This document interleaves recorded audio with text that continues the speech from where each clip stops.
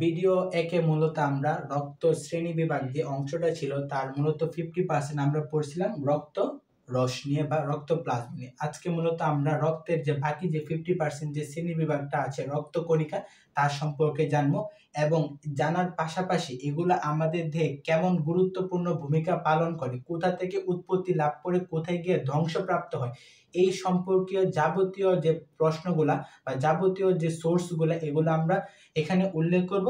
পাশাপাশি কোন কোন তথ্যগুলো এমসিকিউর জন্য মোস্ট ইম্পর্টেন্ট এগুলো আমরা উল্লেখ করব। পাশাপাশি এখানে আমি যে তথ্যগুলো উপস্থাপন করব জাস্ট এগুলো পড়লে পরীক্ষায় কমন পাবে ইনশাল্লাহ। আর বাকি তথ্যগুলো জাস্ট রিডিং পড়লেও স্টুডেন্টরা পড়তে পারে, আদারওয়াইজ তারা স্কিপও করতে পারে, এটা তাদের নিজস্ব ম্যাটার। রক্তকণিকা, তাহলে আমরা দেখছিলাম যে রক্তকে যখন আমরা সেন্ট্রিফিউগাল যন্ত্রের মাধ্যমে মিনিটে প্রায় 3000 বার আমরা চক্কর দিয়েছিলাম, তখন রক্ত দুইটা ভাগে ভাগ হয়েছিল। একটা হচ্ছে রক্তরস বা প্লাজমা, অপরটা হচ্ছে রক্তকণিকা। রক্তরস বা প্লাজমার পার্সেন্টেজ কত ছিল? 55%, এবং রক্তকণিকার পার্সেন্টেজ হচ্ছে 45%। তাহলে রক্তকণিকার কে আমরা তিনটা ভাগে ভাগ করছি, একটা হচ্ছে লোহিত রক্তকণিকা, একটা হচ্ছে শ্বেত রক্তকণিকা, অপরটা হচ্ছে অনুচক্রিকা। তাহলে আমরা দেখতে পাচ্ছি এখানে শ্বেত রক্তকণিকার মোট পার্সেন্টেজ হচ্ছে 45%। এই 45%-এর মধ্যে লোহিত রক্তকণিকা বা আরবিসি বা রেড ব্লাড সেল এর পার্সেন্টেজ হচ্ছে 44%, এবং শ্বেত রক্তকণিকা এবং অনুচক্রিকার পরিমাণ হচ্ছে 1%। এই মোট মাপ 45%।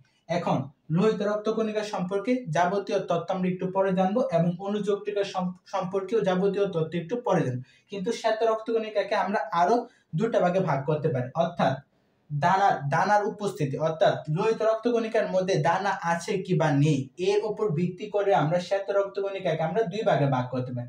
একটা হচ্ছে দানাদার বা গ্ল্যানিউলোসাইট, একটা হচ্ছে অদানাদার বা একগ্ল্যানিউলোসাইট। তাহলে দানাদারকে আমরা তিন ভাগে ভাগ করতে পারি, একটা হচ্ছে নিউট্রোফিল, ইউসিনোফিল, বেসোফিল। আচ্ছা, তাহলে এই যে এখানে যে তথ্যগুলো দেওয়া আছে যে নিউট্রোফিল ফ্যাগোসাইটোসিস প্রক্রিয়ায় জীবাণু ধ্বংস করে, ইউসিনোফিল কিমিল লার্ভা এবং অ্যালার্জি লার্ভা ধ্বংস করে, বেসোফিল হেপারিন ও হিস্টামিন ক্ষরণ করে। এগুলো এমসিকিউ এর জন্য মোস্ট ইম্পর্টেন্ট। কেউ যদি এগুলো পড়ার পর কেউ যদি একটা প্রশ্ন ব্যাংক খোলার পরেই দেখবে যে হেপারিন নিঃসরণ করেন কে, বেসোফিল দেওয়া আছে অপশনে, লিম্ফোসাইট দেওয়া আছে, ইউসিনোফিল দেওয়া আছে, পরে হচ্ছে যে এই যে চারটা অপশন দেওয়া আছে, ধরলাম প্রথম চারটা অপশন দেওয়া আছে, তাহলে উত্তর কি হবে? বেসোফিল। অর্থাৎ মোস্ট ইম্পর্টেন্ট, মানে এগুলো একটা দিয়ে বলবে যে এগুলো কোনটার অন্তর্ভুক্ত। আবার এই যে আমি এই তথ্যগুলো এখানে উল্লেখ করছি এগুলো আরেকটু বিস্তারিত জানতে হবে। যখন বিস্তারিত আমরা জানতে হবে, পাশাপাশি আমরা জানবো এই ভিডিওর মধ্যে যখন আমরা শ্বেত রক্তকণিকা পড়বো।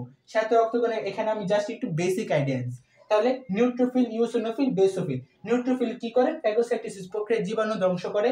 ইউসিনোফিল কিমিল লার্ভা এবং অ্যালার্জিক লার্ভা ধ্বংস করে, এবং বেসোফিল কি করে? হেপারিন এবং হিস্টামিন ক্ষরণ করে। এবং অদানাদার বা একগ্রেনুলোসাইটের ক্ষেত্রে আমরা কি দেখতে পাচ্ছি? একে আমরা দুই ভাগে ভাগ করতে, একটা হচ্ছে লিম্ফোসাইট, একটা হচ্ছে মোনোসাইট। তাহলে লিম্ফোসাইট কি করে? অ্যান্টিবডি তৈরি করে। সাপোজ আমরা যদি একটা উদাহরণ দিই যে আমাদের দেহে যখন একবার ফক্স হয় দ্বিতীয়বার কিন্তু আর ফক্স হয় না। কেন হয় না? কারণ এই লিম্ফোসাইট হচ্ছে তার প্রধান কারণ। কারণ প্রথমবার আমাদের দেহে যখন ফক্স আক্রমণ করে, এই ফক্স আক্রমণ করে কিন্তু চলে যায়, মানে আক্রমণ করে চলে যাওয়ার পর লিম্ফোসাইট কি করে? এই জীবাণুকে মনে রেখে কি করে? যে অ্যান্টিবডি তৈরি করে, অর্থাৎ সৈনিক তৈরি করে, যে আরেকবার যদি সে আক্রমণ করে তাহলে আমি প্রটেস্ট করব, আর আক্রমণ করার জন্য আমি দিব না। এই জন্য লিম্ফোসাইট জীবাণুকে মনে রেখে অ্যান্টিবডি তৈরি করে, এই জন্য কি বলে? আণুবীক্ষণিক সৈনিক বলে। এটা হচ্ছে মোস্ট ইম্পর্টেন্ট, যে আণুবীক্ষণিক সৈনিক বলা হয় কাকে? লিম্ফোসাইটকে। তারপরে হচ্ছে মোনোসাইট আর কোনটি? নিউট্রোফিল। একই ধরনের কাজ করে, এটাও ফ্যাগোসাইটোসিস প্রক্রিয়ায় জীবাণু ধ্বংস করে। মোনোসাইট পাশাপাশি নিউট্রোফিলও ফ্যাগোসাইটোসিস প্রক্রিয়ায় জীবাণু ধ্বংসন করে। এখন আমরা মূলত লোহিত রক্তকণিকার বৈশিষ্ট্য, লোহিত রক্তকণিকা কোথায় উৎপত্তি হয়, মানব দেহে লোহিত রক্তকণিকার সংখ্যা কত, শিশু দেহে কত, ভ্রূণ অবস্থায় কত থাকে, মহিলাদের দেহে কত, পুরুষের দেহে কত, পাশাপাশি লোহিত রক্তকণিকা আমাদের দেহে কি ভূমিকা পালন করে, এই সম্পর্কীয় যাবতীয় তথ্য আমরা এখন উল্লেখ করব। রক্তকণিকার প্রথম অংশ হচ্ছে লোহিত রক্তকণিকা। তাহলে লোহিত রক্তকণিকা সম্পর্কে এখন আমরা বিস্তারিত জানব। প্রথমত লোহিত রক্তকণিকার অপর নাম কি? এরিথ্রোসাইট। এটা মোস্ট ইম্পর্টেন্ট, অবশ্যই মনে রাখতে হবে। লোহিত রক্তকণিকার অপর নাম হচ্ছে এরিথ্রোসাইট। তাহলে লোহিত রক্তকণিকার কি কি বৈশিষ্ট্য আছে?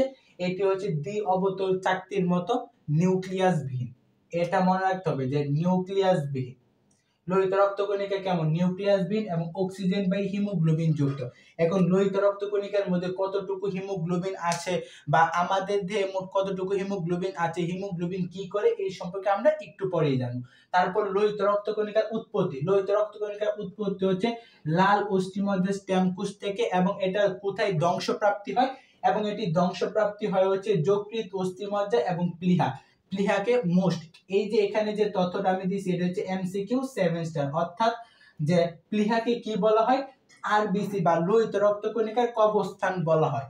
তারপরে এখানে যে আরবিসি যে আমরা বললাম কোথায় থেকে সৃষ্টি হচ্ছে? লাল অস্থিমজ্জার স্টেম কোষ থেকে সৃষ্টি হচ্ছে। তাহলে আরবিসি সৃষ্টি হওয়ার প্রক্রিয়াকে হচ্ছে এরিথ্রোপয়েসিস বলে।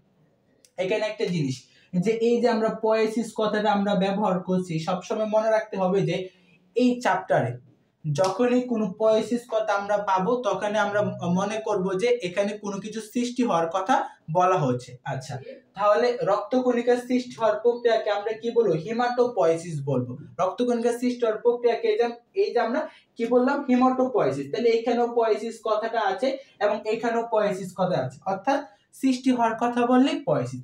তাহলে লোহিত রক্তকণিকা বা আরবিসি সৃষ্টি হওয়ার প্রক্রিয়াকে হচ্ছে হিমাটোপয়েসিস বলে, এবং এর আয়ুষ্কাল মানে এটি কতদিন জীবিত থাকে, এটার দিন হচ্ছে 120 দিন বা 4 মাস।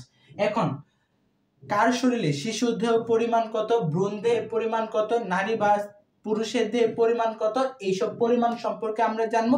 এবং লোহিত রক্তকণিকার সংখ্যা আমাদের দেহে বেশি হলে কোন রোগ হয়, কম হলে কোন রোগ হয়, যদি অত্যাধিক হারে বেড়ে যায় তখন কোন রোগ হয়, এই সম্পর্কে আমরা জানবো। লোহিত রক্তকণিকার সংখ্যা। তাহলে লোহিত রক্তকণিকার সংখ্যা যদি আমরা আলোচনা করি, প্রথমত আমরা দেখব ভ্রূণ অবস্থায়। যখন আমরা মায়ের পেটে মূলত আমরা ভ্রূণ হিসেবে অবস্থান করি, তখন লোহিত রক্তকণিকার সংখ্যা থাকে 80 থেকে 90 লাখ। এখন আমাদের প্রশ্ন আসতে পারে, তাহলে ভ্রূণ অবস্থায় মূলত কি আরবিসি কিভাবে সৃষ্টি হতে পারে? যেহেতু আমরা গত স্লাইডে বা মূলত কি যে পূর্ববর্তী স্লাইডে দেখিয়েছিলাম যে আরবিসি মূলত যে উৎপত্তি হয়েছিল এটা মূলত অস্থিমজ্জার স্টেম কোষ থেকে হয়েছিল, কিন্তু ভ্রূণ অবস্থায় তো আর স্টেম কোষ আমাদের মধ্যে ছিল না, কারণ আমরা ছোট একটা জিনিস ছিলাম ভ্রূণের মতো। তখন কি আমাদের হাড় ছিল না, স্টেম কোষও ছিল না। তখন এটা মানে ভ্রূণ অবস্থায় তাহলে উৎপত্তি কিভাবে হয়েছে এটা আমরা পরবর্তী স্লাইডে আমরা দেখব কিভাবে হচ্ছে। জাস্ট এটা হচ্ছে এক্সট্রা ইনফরমেশন, জাস্ট 2 মিনিট লাগবে, দেখাই দিই। ভ্রূণ অবস্থায় এটার উৎপত্তি হচ্ছে 80 থেকে 90 লাখ। শিশু দেহে হচ্ছে মূলত কি এটার সংখ্যা কত? 60 থেকে 70 লাখ। পুরুষের দেহে হচ্ছে 50 থেকে 54 লাখ। নারীর দেহে হচ্ছে 44 থেকে 49 লাখ। আচ্ছা, এবং রোগ, এখন তো আমরা এটা সংখ্যা পেলাম, কি কি রোগ হতে পারে? আরবিসি পরিমাণ 65 লাখের যদি বেশি হয়ে যায়, ভ্রূণ অবস্থার কথা বলি, হ্যাঁ তো আমি ভ্রূণ অবস্থা উল্লেখ করছি 80 থেকে 90 লাখ, ধরলাম ভ্রূণ অবস্থার কথা বাদ দিলাম। এখানে যে রোগটার কথা বলা হয়েছে 65 লাখ, এটা হচ্ছে যখন একজন ব্যক্তি প্রাপ্ত বয়স্কর হবে তখন, যদি সাপোজ পুরুষের দেহে স্বাভাবিক কত 50 থেকে 54 লাখ, যদি এটা বাড়তে 65 লাখের বেশি যায়, শিশুটাও বা ভ্রূণ অবস্থায় বা প্রাপ্ত বয়স্কের কথা নিয়ে আমরা আলোচনা করতেছি। তাহলে আরবিসির পরিমাণ যদি 65 লাখের বেশি হয় তখন তাকে হচ্ছে পলিসাইথেমিয়া বলে, এবং আরবিসি বা লোহিত রক্তকণিকার পরিমাণ যদি 25% কমে যায় তখন তাকে অ্যানিমিয়া বা এর অপর নাম কি রক্ত স্বল্পতা। আমরা বলি না যে তার দেহে রক্ত কমে গেছে, এটাকে বলতেছে রক্ত স্বল্পতা। আরেকটা ইনফরমেশন হচ্ছে ইম্পর্টেন্ট, যে বৃক্ক যদি আমাদের দেহে মূলত কিডনি যদি শনাক্ত করতে পারে যে আমাদের দেহে অক্সিজেনের পরিমাণ কম, সাথে সাথে সে একটা হরমোন নিক্ষেপ করে, হরমোনটার নাম কি? এরিথ্রোপয়েটিন। এই এরিথ্রোপয়েটিন জিনিসটা কি বা এটা আমরা কিভাবে মনে রাখবো? আমরা কি পড়ছিলাম যে পূর্ববর্তী স্লাইডে যে লোহিত রক্তকণিকার অপর নাম কি? লোহিত রক্তকণিকার অপর নাম হচ্ছে এরিথ্রোসাইট। এরিথ্রোসাইটের সাথে এখানে এরিথ্রোপয়েটিন, এটা মিল আছে না? আচ্ছা, তারপরে আমরা কি পড়ছিলাম যে লোহিত রক্তকণিকার সৃষ্টি হওয়ার প্রক্রিয়াকে কি বলে? এরিথ্রোপয়েসিস। এটার সাথে মিল কি? এরিথ্রোপয়, এই যে এরিথ্রোপয় পর্যন্ত মিল আছে। এভাবে আমরা মনে রাখবো যে এটা লোহিত রক্তকণিকার সাথে সম্পর্কযুক্ত।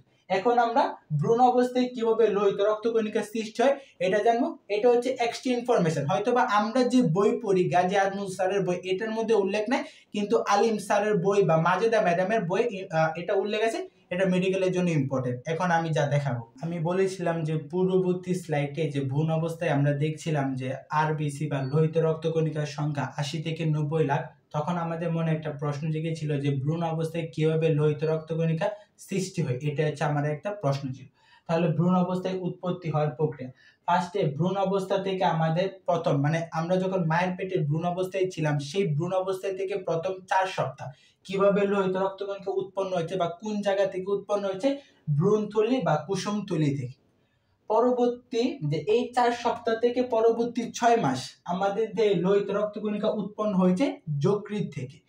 পরবর্তী 6 মাস থেকে আমাদের মৃত্যুর আগ পর্যন্ত লোহিত রক্তকণিকা উৎপন্ন হবে অস্থিমজ্জা থেকে। এটা মেডিকেল যারা বিশেষ করে মেডিকেল দিবে বা ইউনিভার্সিটির জন্য খুবই খুবই ইম্পর্টেন্ট। এখন আমরা লোহিত রক্তকণিকার মধ্যে হিমোগ্লোবিন কত পার্সেন্ট আছে, এখন আমরা হিমোগ্লোবিন বা হিম এই সম্পর্কিত যাবতীয় তথ্য এখন আমরা আলোচনা করব। লোহিত রক্তকণিকার মধ্যে যে হিমোগ্লোবিন থাকে এই হিমোগ্লোবিন জানার আগে আমাদের একটু তথ্য জানতে হবে।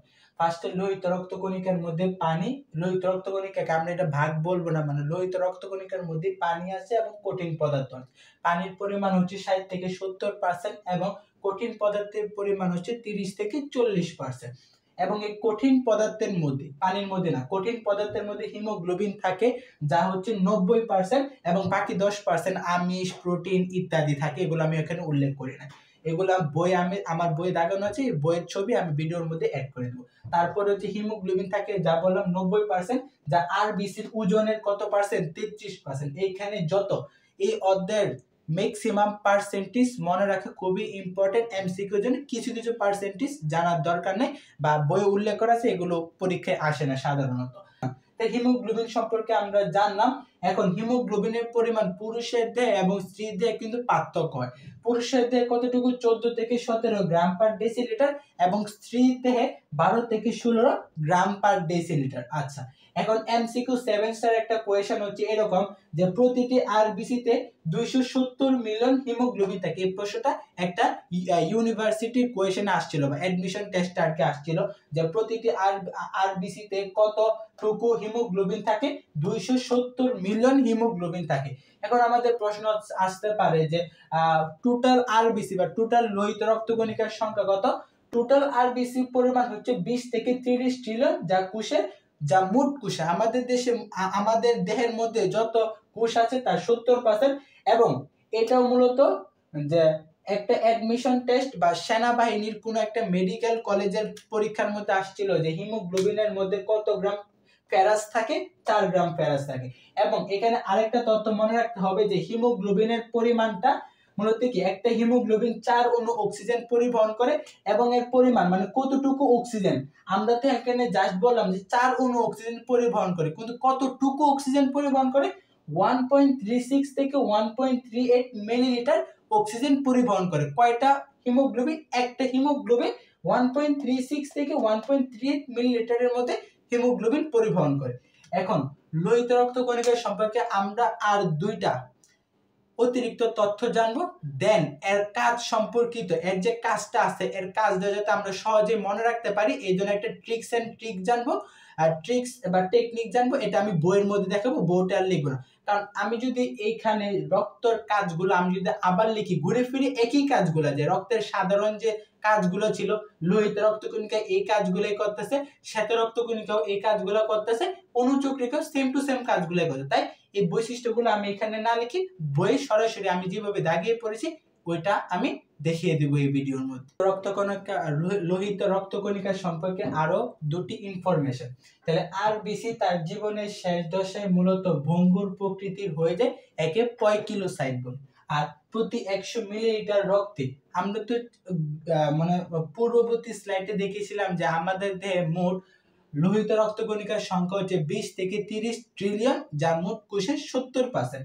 এখন আমরা ওইটাই যাচ্ছি না, আমরা এখন বলছি যে প্রতি 100 মিলিলিটার রক্তে আরবিসির পরিমাণটা হচ্ছে হেমাটোক্রিট বলে, এবং পুরুষের দেহে হচ্ছে 45%, স্ত্রীর দেহে হচ্ছে 40%। এখন আমরা লোহিত রক্তকণিকার কাজ সম্পর্কে আমরা বইয়ে দেখব এবং এটা মনে রাখার শর্টকাট ট্রিক্সও দেখব। পাশাপাশি আজকের এই ভিডিওটা আমরা লোহিত রক্তকণিকা দিয়েই শেষ করব। পরের ভিডিওতে আমরা একটা ভিডিওতে শুধু আমরা শ্বেত রক্তকণিকা সম্পর্কে জানবো, দেন পরের একটা ভিডিওতে আমরা অনুচক্রিকা সম্পর্কে জানবো। তারপর আমরা এই অধ্যায়ের ম্যাক্সিমাম প্রায় 25% থেকে 30% পড়া শেষ করব। এখন আমরা আমাদের বইয়ে মূলত লোহিত রক্তকণিকার কাজ সম্পর্কে দেখব।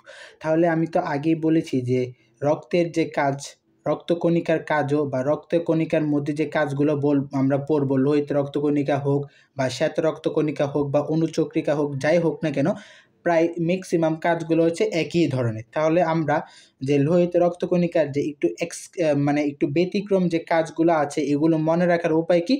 এগুলো মনে রাখার উপায় হচ্ছে অক্সিজেনের বস। তাহলে আমরা যদি অক্সিজেনের বসটা চিন্তা করি, তাহলে স্বরে অ দিয়ে মূলত কি করব? স্বরে অ দিয়ে আমরা মনে রাখবো এটা অক্সিজেন পরিবহন করে। দন্তার ন দিয়ে আমরা মনে রাখবো কি? দন্তার ন দিয়ে আমরা মনে রাখবো এই যে নাইট্রিক অক্সাইডের যে কথাটা লেখা আছে, আমরা এটা মনে রাখবো। এটা কি করে? এটা মূলত রক্তনালীকে প্রসারিত করে। এটা মোস্ট ইম্পর্টেন্ট, এই কাজটা উল্লেখ করতেই হবে। তাহলে স্বরে অ দিয়ে বা অক্সিজেনের স্বরে অ দিয়ে মনে রাখবো অক্সিজেন পরিবহন করে। দন্তার ন দিয়ে মনে রাখবো হচ্ছে নাইট্রিক অক্সাইড। দন্তার ন দিয়ে মনে রাখবো যে নাইট্রিক অক্সাইড মূলত কি করে? উৎপাদন করে, যা রক্তনালীকে প্রসারণ করে। তারপরে হচ্ছে আমরা বদে মূলত 3টা কাজ মনে রাখবো। বদে কয়টা কাজ মনে রাখবো? 3টা। প্রথমত হচ্ছে মানুষের ব্লাড গ্রুপিং। এই ব্লাড গ্রুপিংয়ের ক্ষেত্রে আমাদের কোন অ্যান্টিজেনটা সাহায্য করে? এই অ্যান্টিজেন প্রোটিনটা সাহায্য করে ব্লাড গ্রুপিংয়ের ক্ষেত্রে। তাহলে অ্যান্টিজেন আমরা মনে রাখার দরকার নেই, শুধু আমরা মনে রাখবো 3টা ব। 3টা বয়ের প্রথম বটা হচ্ছে ব্লাড গ্রুপিংয়ে আমাদের সাহায্য করে। আচ্ছা, পরের ব দিয়ে আমরা মনে রাখবো যে এটা হচ্ছে এই যে বিলিরুবিন। এখানে আছে বিলিরুবিন এবং বিলিবার্ডিনের ক্ষেত্রে কি করে? সাহায্য করে। আচ্ছা, আর এই দন্তার সদে আমরা মনে রাখবো হচ্ছে 2টা। একটা হচ্ছে যে সান্দ্রতা রক্ষা করে এবং অপর দন্তার সদে মনে রাখবো হাইড্রোজেন সালফাইড গ্যাস উৎপন্ন করে, যা রক্তনালীকে সংকোচন করে। অর্থাৎ আমাদের মনে রাখতে হবে যে রক্তনালীকে প্রসারিত করে নাইট্রিক অক্সাইড এবং রক্তনালীকে সংকোচন করে হাইড্রোজেন সালফাইড। তাহলে এই ভিডিওর মাধ্যমে আমরা লোহিত রক্তকণিকার A to Z পড়েছি। মূলত এই ইনফরমেশনগুলো যদি আমরা মনে রাখতে পারি, তাহলে অবশ্যই আমরা পরীক্ষায় ভালো করতে পারবো। নেক্সট ভিডিওতে আমরা শ্বেত রক্তকণিকার সম্পর্কিত যাবতীয় যে তথ্যগুলো আছে, এগুলো আমরা খুব মজার একটা ওয়েতে আমরা শেখার চেষ্টা করব।